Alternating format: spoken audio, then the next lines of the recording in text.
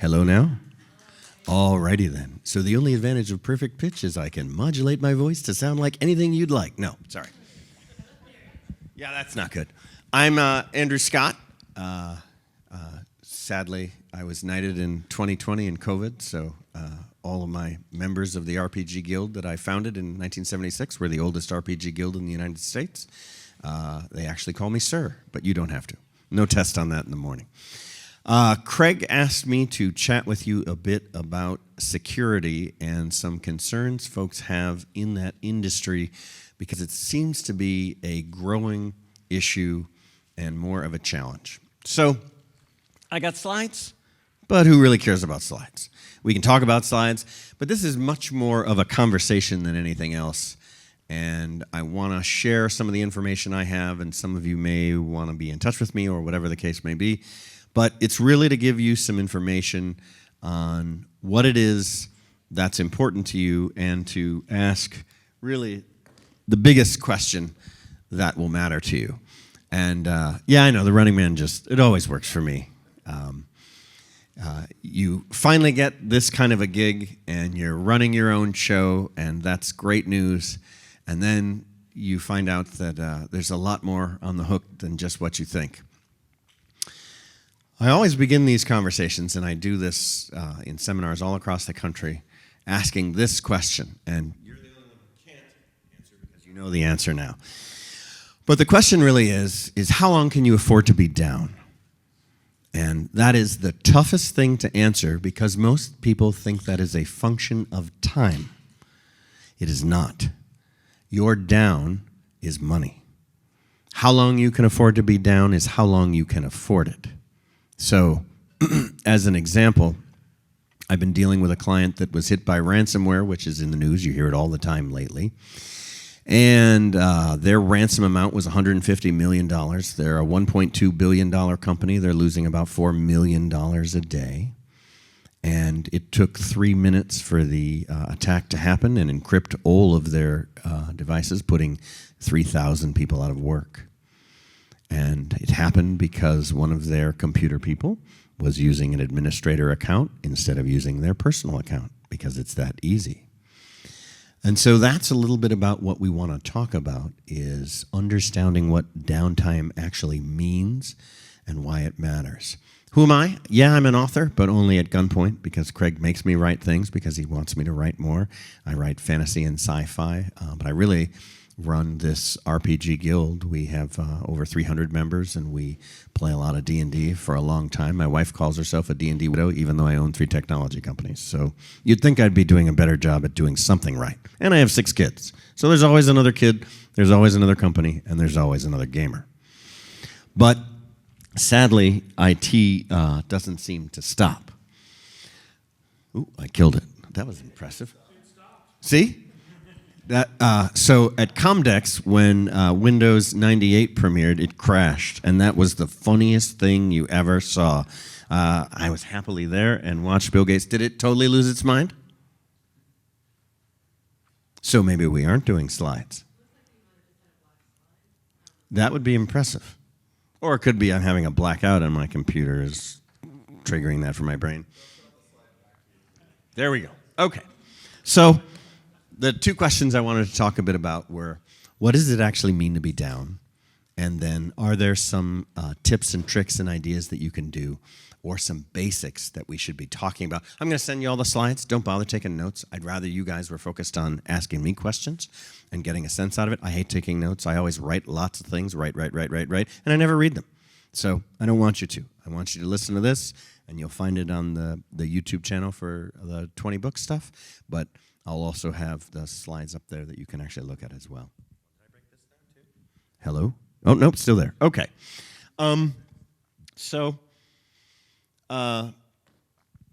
things that people ask and the things that people always wonder are, okay, I'm on my internet, I'm on my computer. Most people aren't typing anymore. They're using some kind of connected device. And when they can't connect, what happens? And so I always ask people, what is your strategy for staying connected to the internet since you don't control your ISP? What do you do about that? How many of you have a backup strategy? Nobody does. A handful, look, that's rare. So I have my internet connection, I have a backup satellite connection, and I have a fiber line. So I don't go down, but it's because I'm worse than paranoid. The other issue is, if you do go down, how long until you recover, since you don't control that? That's number one. And if your information gets hacked or grabbed, do you have a strategy of other places to get it, find it, and restore it? One of the things I did on the first day that I got here was I used one of my little devices and scanned the audience. And I discovered in about 2 minutes 350 open connections that I could get in and out of very quickly. And then, of course, wandered over to Bally's and saw if I could get into their TV network and go through their back doors, and wandered down to talk to their general manager for a moment or two. And that turns out to be yet more work for me to do. But the issue is, most people don't have a plan because you have good intentions. And your intentions are based on two things: believing that most people are inherently good, which is hopeful, but not a good strategy. And secondly, because if you haven't been hacked, you don't know what the consequences are, because it's easier to watch the news and go, ooh, wow, that wasn't me. Thank God that wasn't me. But most people had some kind of a computer crash. Most people have lost some data. Most people have suffered through those. Or in my father's case, hey, my gosh, my typewriter ribbon ran out. I got to flip it over now. So you do that 3 or 4 times on your Crown Vic, and eventually you're like, damn it, I got to replace that. The Royal Crown had a pretty good run. So I wanted to be able to make sure that we could talk a little bit about how do you strategize for that stuff, and then what are some of the basics that you could do, because security itself is a daunting and miserable task. Most technology stuff is a nightmare because the people who are supposed to teach you are arrogant and annoying. Another point from my father, his comment was always that the failing of IT people was that their arrogance was they believed that people should understand their language, instead of making sure that they made the information cogent and coherent to the actual user. So as the editor of Encyclopedia Britannica and an IBMer, he was the guy who created SRA cards, if some of you are old enough to remember SRA cards. Those are all stories he told my sisters and I as children. And so my Pinewood Derby card is in one of the SRA modules from 1972. Never mind, sorry, TMI. But he did a lot of red ink when I would be writing security stuff. And if he was still alive, he'd be looking at the slides going, no, edit, nobody can read that. And so that's stuff we got to think about. But the most important thing to remember, and the difference between you doing your job and the people who are after your money, not your data, they want your money, they use your data as the leverage point, is they have time. Now, because you don't, when you are down, it comes back to that question. Taking the time to actually figure out how long you can afford to be down is the first part of the strategy. That's the worst part. That's the part you don't want to think about, because being down is something you're like, well, there's inconveniences. My computer's not working right, my monitor's gone bad, my printer's not printing. Those are all continual technological nightmares that you struggle and deal with on a daily basis. But what I'm talking about is when you turn on your computer and either you see on your website a smiley face with the Taco Bell dog saying, thanks for the new website that I now own, or you discover that all of the books that you have written over the years are no longer under your control because they're owned by someone who now owns your domain name. And this happens all the time. Literally yesterday, 2 people that I was sharing some of this information with said, yeah, I had my account hacked and I no longer control my Facebook account. And then another person who said, yes, I've lost control of all my domains. They were re-registered by someone else because I didn't pay attention enough. And they've said $50,000 and you can have your domain back. So that's the kind of stuff we want to avoid by making sure we're doing the thing that is the hardest thing. And if coming to this event means any one thing to you, it's that this is the most expensive chat you're going to have in your time at 50 Books, because my ask of you is 1 minute of your life for the rest of your life every day. And what I mean by that is 30 to 60 seconds of vigilance every single day, adding a security frame of mind to how your day is. You're too busy. You're always on the move. Everything is hurry up and wait. I gotta go. But what I'm going to be asking of you is to take 30 seconds a day, maybe a minute, every single day from now on, to reconsider how you live your life. And then I'll share at the end of this, assuming I actually get through my slides before they say, can you stop talking yet? If I get to the end of this, I'll share some things that I actually do, how my day goes, just to see these might be things that would be valuable to you. Are these slides useful? I mean, they're just pictures. I don't really care about any of them. But they're to give some ideas. So one of the things that I always think is fun is I try and say, let's just think back 15 years ago. And this is what always frightens people. There was no iPhone. Internet Explorer 6 was the primary 95% of the users' access to the internet. The first two tablets had just been released. Nextel, Push-to-Talk, and BlackBerry were the two largest markets out there. The only primary internet service provider was AT&T at that point, as the baby bells were just being broken down. And, of course, for those of us older than dirt, MySpace was our primary source of social media. And they had just introduced in 2005 their avatar kit so that you could have little animated avatars running around on your MySpace page. And we were in XP. Windows Me and Windows Home was an abysmal failure that they had happily crawled away from as they decided that who really wants to connect to a networked computer? We'll just use Windows Me. Oops. So that didn't go over well. That's only 15 years ago. Yikes. The things I spend a lot of time talking to people about is how do you figure out where we are in technology? And my answer is the digitals. It's a term I came up with in 2002 when I made a program, an idea called Andrew's Axiom. And the idea was that we really need to be thinking about creating a set of values for kids born from 2000 and on, because by the time they turn into adults, their proficiency on technology is so much stronger than ours, they will dictate terms because they use it in a different way than we do. People weren't thinking about that, nor even comprehending what that means. But digitals really do determine what software will be used. And there are no digitals on Facebook. They don't use Facebook. And when you look at that program, Facebook also is losing its older people. So it's a consolidating market, but for the authors, it's bread and butter of how people do stuff. So we got to be thinking about how do we make sense of this and manage the value of that. Is it that grim? Yeah, there's as much scary as we can get, so we don't need to talk scary. There's tons of scary. But there are some good things. What's good about technology? Well, it's all interconnected. That's a double-edged sword in that you have the advantage of most of the devices you have are ubiquitous. They connect, they talk to things. You can talk from your phone to your printer to your house wireless to your hardwired computers. All those things are as good as they are not. Because they're talking, they're also, for lack of a better term, promiscuous. They're made to talk easy. People always ask, why do I keep all of my devices disconnected from the internet?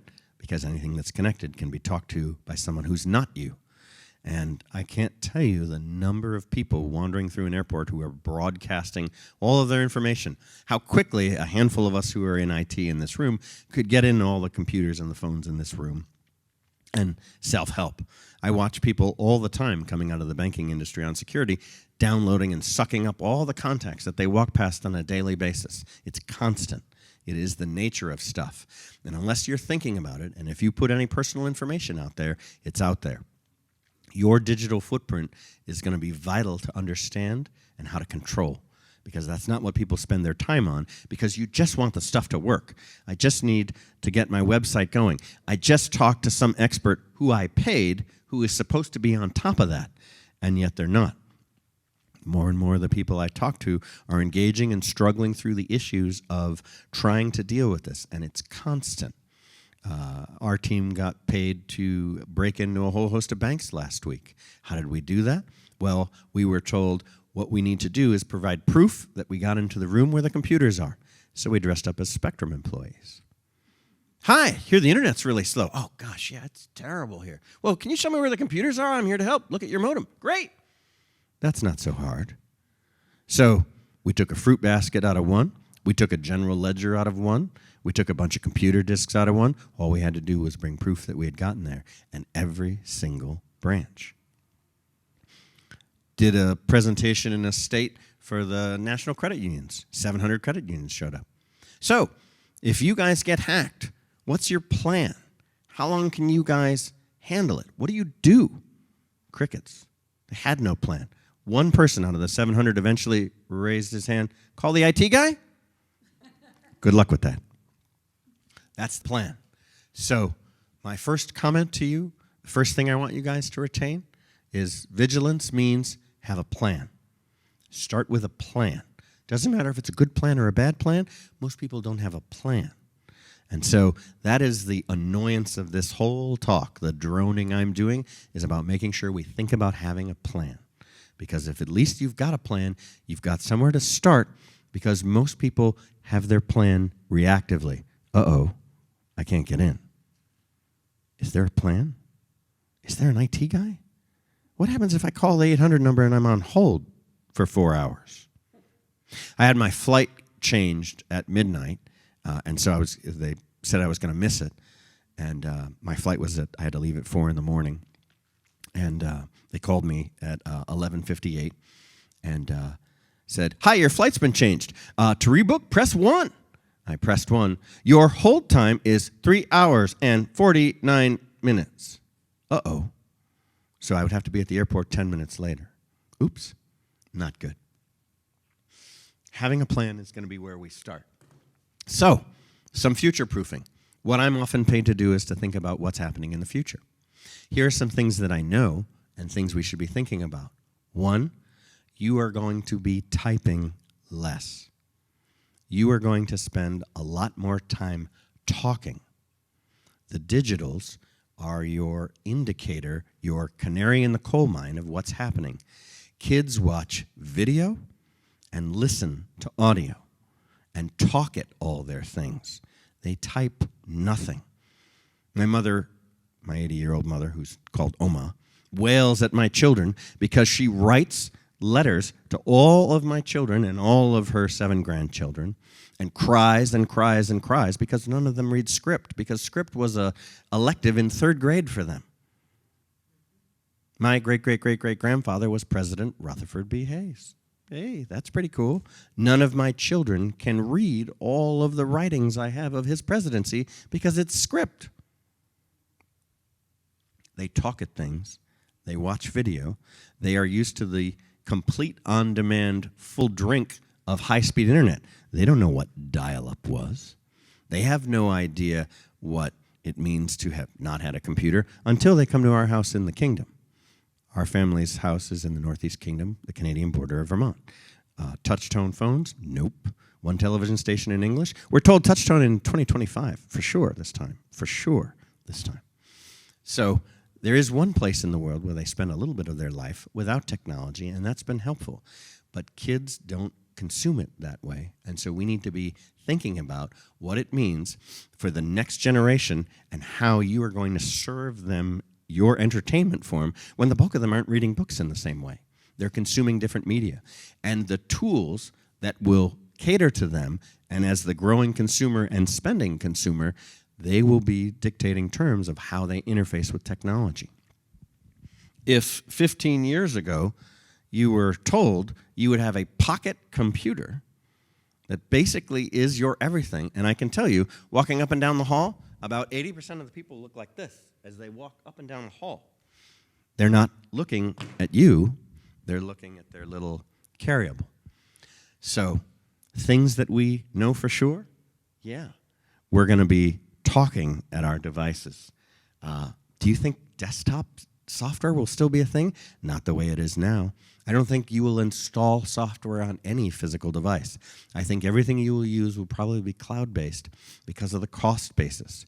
Note processors and all the rest of this hardware is very expensive. So you make it cheaper, you make it more affordable by making everything in the cloud. The cloud wasn't even a thing 10, 15 years ago. And even now, people mistake what it actually does. So that's stuff. But what happens when you don't have access to the internet? Happens all the time. I often ask people, how often are you down? I'm not down. You're down all the time. You just don't spend any time measuring it.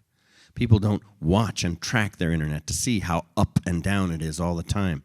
Go to downdetector.com someday and watch the sections of the United States all over the world that are down. They're down all day, every day. It's everywhere. People just don't track it. Paranoids, like a handful of the IT people in here, track it. So when you're down and you have no access to your stuff, what do? How do you deal with that? So, see, I said I wasn't going to do gloom and doom, and I keep going back there. Darn it. That's my old computer. Yikes. That thing was built in 84. Very scary, but it was awesome in its day. And that was right when AOL said, hey, we're moving up to 9600 baud. Awesome. I built my first one, a hand-built Timex Sinclair. We soldered that thing, I think, in 74. In 1980, when my dad was at IBM, I begged him to get a 20-meg hard drive. And he said to me, in what world will anyone need more than a 10-meg hard drive? Extra $1,000. Really? That's what you want to spend our money on? Really? This is the stuff that we really need to be talking about today. This is really the things I think that we can make sense of that you can leverage. Two-factor authentication, that's an annoying phrase, but it is one of the first things that you should be doing on every device and every website you go to. It is a nightmare until it's not, because the number of people that I see emails from that have been hacked because they don't have a second thing checking up on. Now, if I say words that make no sense, that means I'm fired, and you raise your hand and say, I'd like to buy a vowel, because that means I didn't do my job. Does everyone know what two-factor authentication is? Is that a real thing? Okay, wow. So this crowd is nodding, and last one I was like, yeah, Bueller, crickets. Two-factor authentication.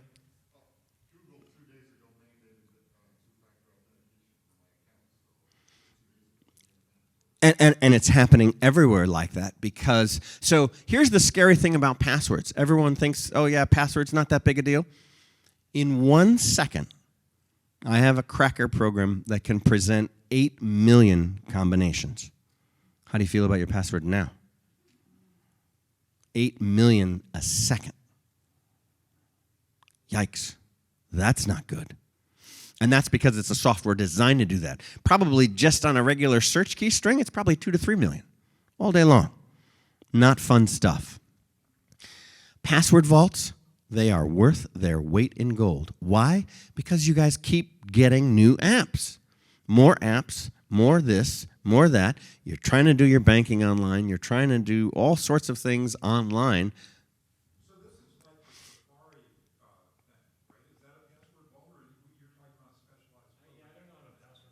Okay. You're buying a vowel. That means you've won something. We'll have to have lovely door prizes. Yeah, I wasn't paying attention enough. I should have brought prizes. What is a password vault? The idea of a password vault is a software piece that lets you store your passwords and your usernames on it, and it requires an extensive password to access, and it works as a plugin in your browsers. And it is very volatile toward things trying to intrude in it and talk to it other than the long query string you have. And then when you go to the URL, the website, or the application, it prompts you and fills in the information for you. That is invaluable and the best $5, $60 a year, maybe $5, $10 a month that you can spend. Because, so, for example, in my case, I have somewhere north of 850 passwords. And so that's across my 15 internet accounts. Well, I pay 2 people full-time to read my email because I'm not able to read my email, and I tell everyone who sends me email, don't send me email. You don't want to because I'm not the one reading it. But a password vault is invaluable. So the Safari is not a password vault. You need a separate program to do that. Is that correct? Safari is an internet browser. That is the tool that you use to go to. Safari has a secondary function that allows it to store some passwords, and that's using the memory, the resident memory on your computer to do that. But that's a secondary function, and that then means that anyone who breaks into your internet browser is now reading their entire stored list, which is... I'll send you guys a list of all of them. There's a bunch of different ones, and it really depends on what you prefer. But I have preferences, but I'd rather send you the list and then say these are ones that I know work well, and these are other ones that people buy. Therefore, you don't have my bias, but you can at least know my preference. So we'll start that way. Number 3 and number 1. Oh, question.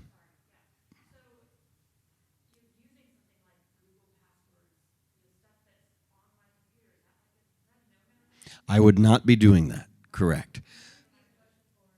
Oh, sorry. Okay. So the question was, Google, helpfully, as many other programs does, say, hey, good news, I'll store your password for you, and I'll just put it over here that you can't get to unless you beg me, and we have no customer support. Oops. So yes, I would not use theirs. Many people do a lot of cloud storage and backup, which is great, and it's really cheap. You just can't ever get it back without paying a lot of money.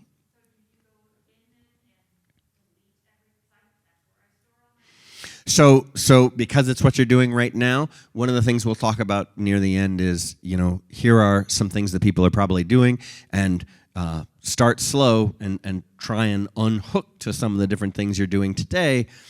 But what happens is people go to these events and go home and say, 911, 911, uh-oh, house is burning down. And the cats have fled, and the dog is still barking. Somebody rescue me and get me out. And the cats were the only smart ones and ran away. Do a couple things at a time. And that's why I say number 1 is a real good one. 2-factor authentication is a thing you can turn on and off, and you can do that immediately. And the second one is passwords and passphrases. I always try and explain to people how quickly technology reads and understands and absorbs passwords. That's an easy one. Don't use passwords. Passwords are cracked instantly. There's almost nothing you can do that's not crackable. But the easiest thing that I recommend is think about your favorite song. That's the easiest way to do it. And what I suggest to people is take the first letter in the first 8 words or whatever it is. Somebody give me a favorite song. This is not a test. Roxanne. Okay. So what are the first words to Roxanne? You want to pick a song that you recognize easily and know the words to inside and outside. And then what I do is I take the first letter of the first 8 to 10 words, and I make that my password. I capitalize certain letters in my head. I always capitalize. And so then it is a nonsensical thing that you know instantly. But it is not a word. And then you add numbers to it that are significant to you that are not your birthday. Look on Facebook. This is constant. Name your cat your favorite first pet.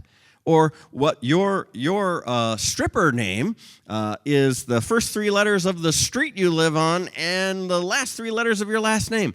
All those things are designed to elicit information that people store as database for cracking passwords. So I always write on those, password, password, password. You'll see, it's not here, it's in one of my last slides. I have a litmus test I tell my mother. I call it the sandwich test.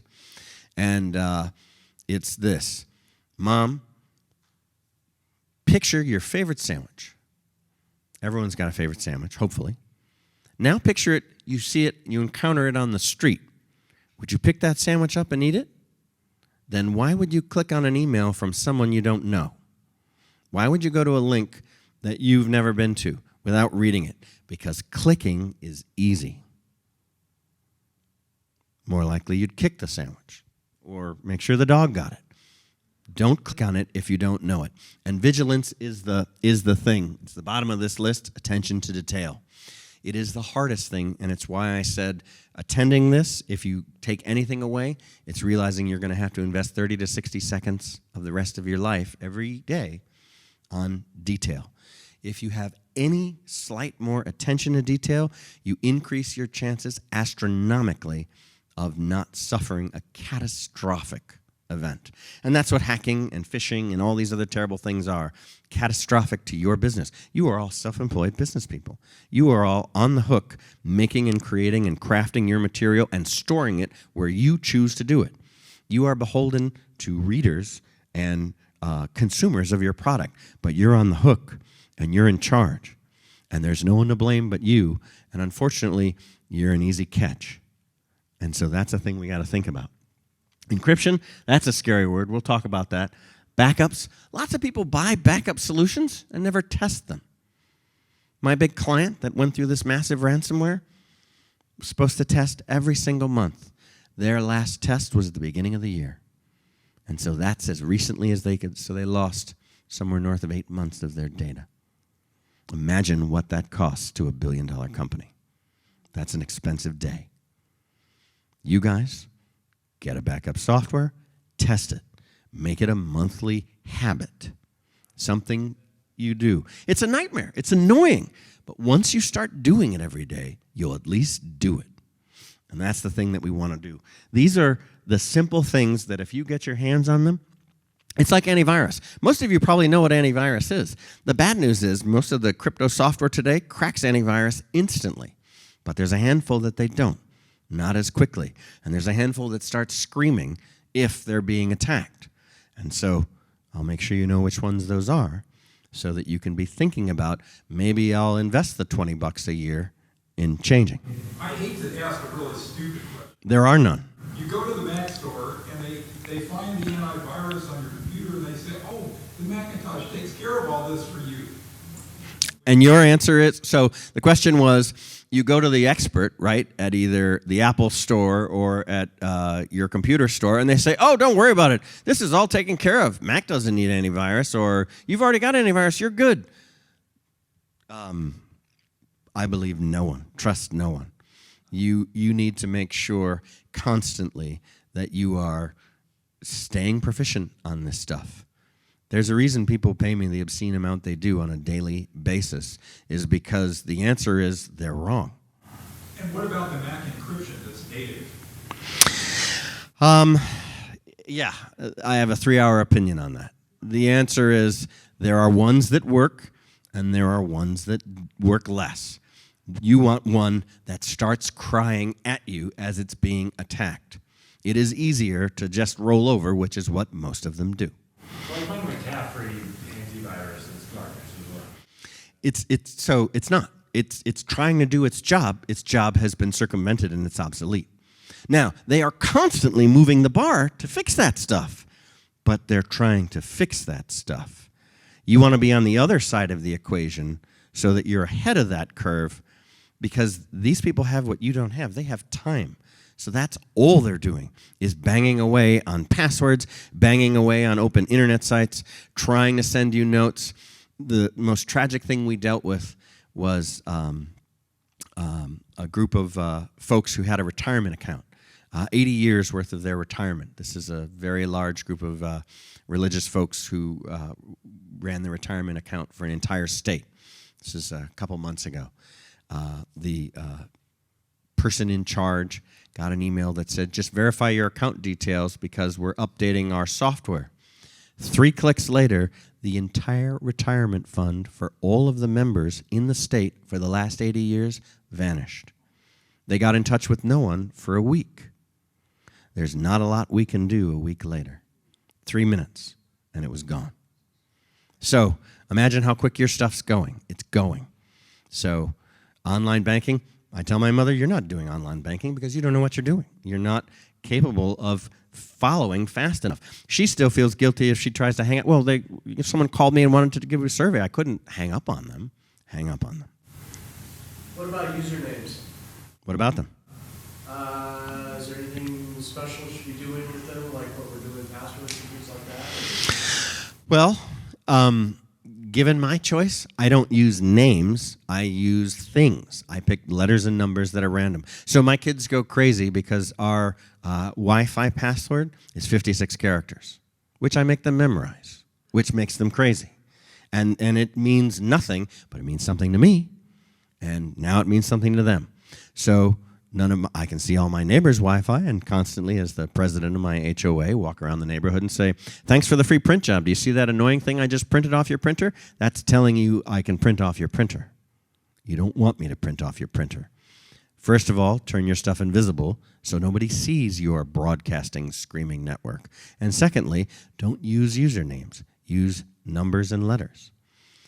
the more easy you make it, the more easy you make it. Most people lock their doors.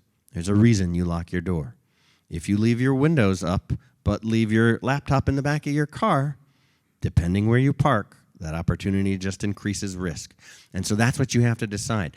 All of this stuff is just mitigating risk. That's all I'm telling you, is that if you think a little more carefully on your password and you think a little more carefully on turning on two-factor authentication and upgrading your antivirus, you drastically reduce your incidence of trauma. And the trauma is then downtime, which is money. And that's where this matters.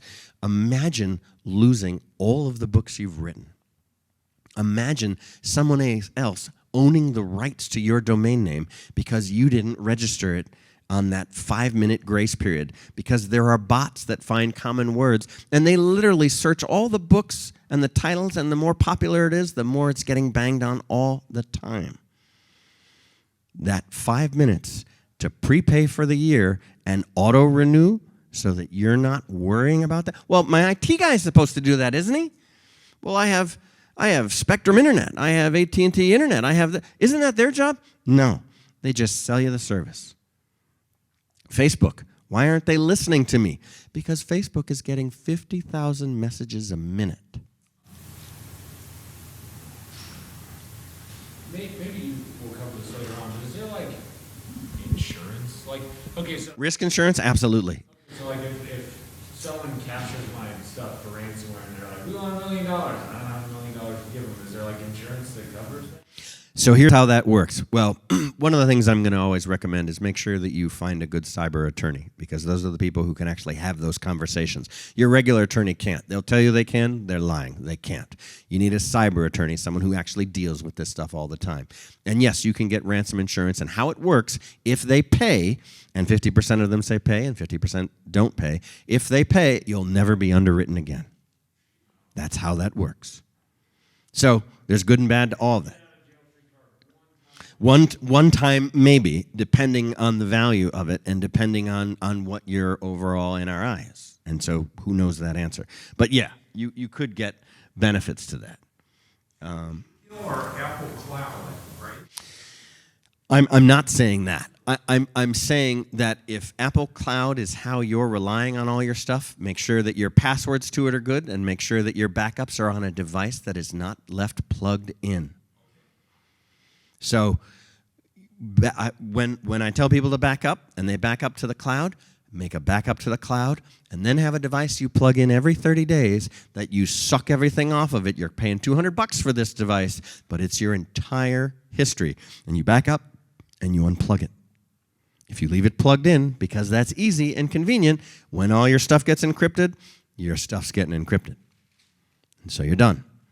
And so this is easy stuff. And we only want to do a couple of things. If you walk away with nothing else, attention to detail. Pay a little bit more attention. So if you, for instance, I use Dropbox Pro. Mm-hmm. I can look back and see every version of every file that I've saved for the last year. All your iterations, right. Iteration, and I've got two-factor authentication. I just logged in just now just to double check it. And it sent me a code to my phone. Right, that you then had to authenticate with. Yep. Is there ways they can get around that? All day long. I get paid all day long to do that. My school offered $100 when I was a little kid if we could get into the network. My dad had this 3-foot-tall phone coupler thing. You know, it shook when you were playing Lunar Lander, and it was printing out on these massive pages, Lunar Lander. And we got offered $100. I'd never seen $100. But 6 hours later, I got into the school. And one day later, I got $100, and the school had a big old board meeting. They were not happy. People who are young have time, and they've got nothing else to do. Have my phone dial all night? That sounds like a plan. Dial. And so it did. I eventually found the school. We talked about password lockers. Passwords are a nightmare. Encryption. The issue about encryption is it's really good, but it's a lot of overhead and it's a lot of vigilance.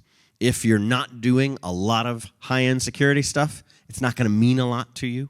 You're going to get prompts by many of your devices. Encrypt your drive. It means adding stronger passwords, and most people forget them. So if you don't have a password vault and you encrypt your stuff, now you're never getting it back yourself. Oops. Unless you pay some guy named Bob who knows this kid, who knows this friend who worked with Ferris Bueller and passed out at 31 flavors, and that kid can unencrypt your stuff for a couple of grand. Encryption is useful if you're pretty militant about your stuff. So we're going to pass on that one this year. We'll do this again next year, and then we'll start adding on so that as you guys become experts and aficionados, you can ask weirder and weirder questions. Phishing. I love the bike picture because phishing is the question that has never left us. This Nigerian prince has got, $300,000 for you. I beg for those phone calls. My wife goes crazy when she gets a spam call and I take them. I love those calls. I'm very excited to talk to those people. And don't take those calls, and don't click on things from people you don't know. And never respond to any email that isn't from someone that you know. Work off your contact list and whitelist those. And what I mean by that is make sure that those are the people you see that are highlighted in your email and all the rest are not, so that they get put into a separate box. The reason I segregate all of my mail is because I only want to hear from a handful of people, and I'm hearing from thousands and thousands every day. And they all get filed away and shuffled, and everyone who works for me and everyone who is a vendor of me and everyone who interacts with me gets my 15-point rule list for how I read email. And it's a nightmare, but it basically says what's going to happen if you send me a message and you expect me to read it. Messages are to CC and BCC, and I have a whole set of complex rules on what happens when you send me an email. And so getting more vigilant about how you manage your email means paying a little more attention to it, because it's just so easy to click on it. Uh-oh, what was that? And now you're getting text messages the same way, and you're getting phone calls the same way. This stuff, the more we open the gate, the more we open the gate. And there's a reason people set up dams, and the reason people put locks on doors is to prevent stuff. See, we need to be thinking about that, and that's just a little more intelligence on it.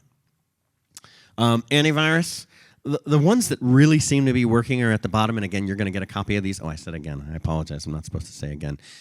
I will make sure to send you all these slides. The ones that seem to be working the best lately. Sophos has done a fantastic job. We watched them defend very successfully all summer long against Onslaught. It's been actually unheard of. We've been quietly swapping out a lot of firewalls from really trusted brands because Sophos is screaming the loudest and preventing the most overfill. So that's been a very good one. Same with Cylance and Bitdefender. Even, amazingly enough, Microsoft's internal one, they have upped their game amazingly. Amazing. Would never have expected it. And when I owned a reseller company many, many years ago, we were selling all the other stuff. McAfee is the one. I mean, all the ones that you know are the ones we were selling all day long. They're great.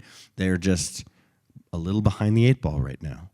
You want something that's going to fight and scream, not something that's going to fight and then say, oh, you better call for support. Getting through on that call is too little, too late. We don't want to do that. We want to be on the other side. Cylance on the bottom. Oh, it's not displaying? I don't know why I can see it. See where it says the good ones at the very bottom? It may not be visible, or someone's head might be in the way. That's a problem. Anyway, don't worry about writing it down. I'm sending you the slides. Just look at the slides and you'll see it. Don't you hate that? My job is to just look. I don't touch very often. Usually I get paid to. So I am a professional. Never mind what I am. So how do you deal with this stuff? It's a night. It really, really, really is a night. Am I running out of time? I'm probably way running out of time. Oh, I have 30 seconds, so I'm really fired. Yeah, that's how. Given my choice, I will talk until I run out of oxygen. Okay, let's go away from all this stuff. Stuff that we talked about. Get a vault. It's easy. It's going to make it so that you can store all your passwords and make better ones. Think about your favorite song, something easy that you can remember that is not your birthday, that is not your wedding anniversary, that is not your social security number. For those of us who are old enough, our social security number was our ID in college. That was on your damn ID. And for those of us who are military, that was your ID. Use your social security. Oops. Most of the credit card data in the United States has been already stolen. Your stuff is out there. Have a monitoring service that's looking on the dark web to see if there's activity around your Social Security number. Do that every day. It's a $20 or maybe $10 a month investment, best investment you can make. Focus on your passwords. Do some simple stuff that's going to make your life better. Don't swarm on it and try and do it all at once. You'll get overwhelmed. Pick a thing, make a little plan, and that's where you're going to go. The other thing is hide your Wi-Fi network. Everyone leaves their stuff out. As soon as I go anywhere, the first thing I do, because my phone is promiscuous, because he's that kind of a guy, I turn everything off. Turn off Wi-Fi, turn off Bluetooth. So I'm not phoning home. And it's in airplane mode. My phone stays in airplane mode. When I want to use it, I use it. The phone is a trigger for most people. They react when the phone says react. I'm sending you a message. I'm sending you a call. My phone works in the opposite way. When I want to use it, I turn it on. And then my phone's in place. The other thing I'll say, because I'm already in overtime and triple secret probation and so fired it's not even funny, a secure ID wallet. Make sure you have something that is immune to RFID, because it is so easy for me to put on RFID scanner apps on my phone. Roger that. Exactly. And so all your stuff cannot be scanned. And in COVID times, I just flip this up, and they can get access to whatever they want, pull out the card they need, put it back in, and I don't touch anything. Simple. An RFID wallet. And the last thing, never keep, when you're traveling, I never ever keep my card for my hotel, my credit cards, and my ID in my stuff. I always carry those things in a shoe. Why? Because the number of people who get robbed, mugged, or hit by someone who knows what they're doing, they know what they're doing. People who do this. And you're carrying a purse, you're carrying a wallet, that's what they are trained to find. Misdirection is your best friend. It's that 30 to 60 seconds that is going to spare you a ton of grief when you are out of town with no driver's license and can't go back to the airport. When you don't have your credit card, or when someone has your hotel key. I have two shoes. I can put stuff in both. It's a 30 to 60, and that's just a habit. I don't even notice it. I always ask for one extra hotel card, stick it in my shoe. I have an online question. Where does Norton sit on the list of the Antivirus? So the question was, where is Norton on the food chain? Norton is a hopeful contender trying to get better. The challenge is a lot of the larger institutions have a very slow response rate when it comes to being able to take your frantic question when you call saying, how come nobody can get this file that I keep trying to send? Well, it's because the words you have in it are getting caught in someone's spam filter, and so it won't get released by certain antiviruses. So. Okay, so a lot of people were working from our phones. Mm-hmm. Is it similar, are there similar steps for our phone? Things like Apple Pay, are those, you say you can use your phone when you use it? Correct. Right. I always leave it off. It's high risk. The phone is a promiscuous device. It's being talked to. As much as you're talking to other devices, it's being talked to by other devices. And people who have time have built stuff to talk to your phone. No. It's just you're deciding what level of risk you tolerate. That's really, all of this stuff is about risk. Using a computer, deciding to be always on the internet, always broadcasting your stuff, always out there. If you're not turning off your computer every single night, I unplug mine. Why? Because I know better. That's not the answer for most people. They want the convenience of use. I want the Wi-Fi network. I want this. I want that. So I want you to do simple steps. Passwords to passphrases. Upgrade your antivirus game. Get a password vault so you're using more complex terms. Do some simple stuff and hide things. As much as you can hide, start hiding. Every single day, your iPhone will turn back on your Wi-Fi network, even if you turn it off, every single day. So if that's important to you, to not be letting other people know that you're wandering around, just turn it off. So if you do have iPhones and Macs and all that system, what would be the better antiviruses for I'll send you on the list. I have some recommendations just so that it's specific. Yes. No, they're great. Those are password vaults. Those are great ones. You want to use ones that specifically are that. What you want to be very afraid of is the websites that ask to do that. Google friendly asks to do that. Apple friendly asks to do that. I know. Am I totally fired because there's another group coming in?